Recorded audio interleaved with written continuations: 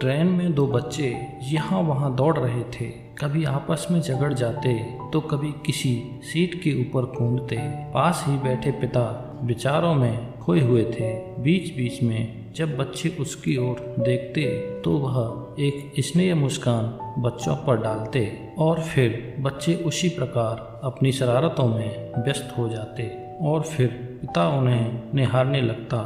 Train के सहयात्री बच्चों की चंचलता से परेशान हो गए थे और पिता के रवैये से नाराज। चूंकि रात्रि का समय था अतः सभी आराम करना चाहते थे। बच्चों की भाग दौड़ को देखते हुए एक यात्री से रहा नहीं गया और झल्लाते हुए बच्चों के पिता से बोला, कैसे पिता हैं आप? बच्चे इतनी शैतानियां कर रहे हैं और आप उन्हें रोकते टोकते नहीं बल्कि मुस्कुराकर प्रोत्साहन दे रहे हैं। क्या आपका दायित्व नहीं है कि आप इन्हें समझाएं? उस सज्जन की शिकायत से अन्य यात्रियों ने राहत की सांस ली कि अब यह व्यक्ति लज्जित होगा और बच्चों को रोकेगा। परंतु उस पिता ने कुछ क्षण रुककर कहा कि कैसे समझाऊं?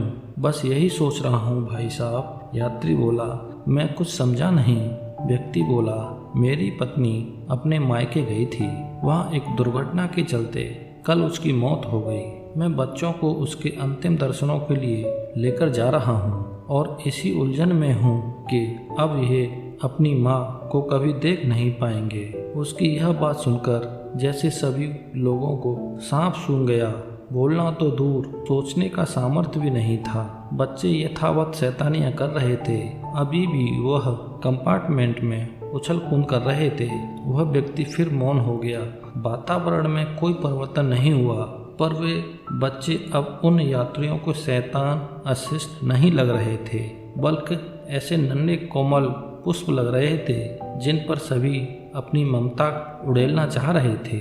बच्चों का पिता अब उन लोगों को लापरवाह इंसान नहीं बल्कि अपने जीवन साथी के विक्षोभ से दुखी दो बच्चों का अकेला पिता और माता भी दिखाई दे रहा था।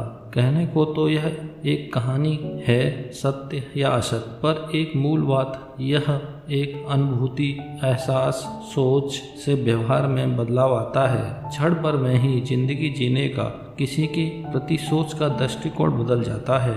हम सभी इसलिए उलझनों में हैं क्योंकि हमने अपनी धारणाओं रूपी उलझनों का संसार अपने इर्द गिर्द स्वयं रच लिया है। मैं यह नहीं कहता कि किसी को परेशानी या तकलीफ नहीं है, पर क्या निराशा या नकारात्मक विचारों से हम उन परिस्थितियों को बदल सकते हैं? दोस्तों, ये कहानी आपको कैसी लगी हमें कमेंट में अपनी राय ज़रूर दें और कहानी अच्छी लगी हो तो चैनल को ज़रूर सब्सक्राइब करें। धन्यवाद।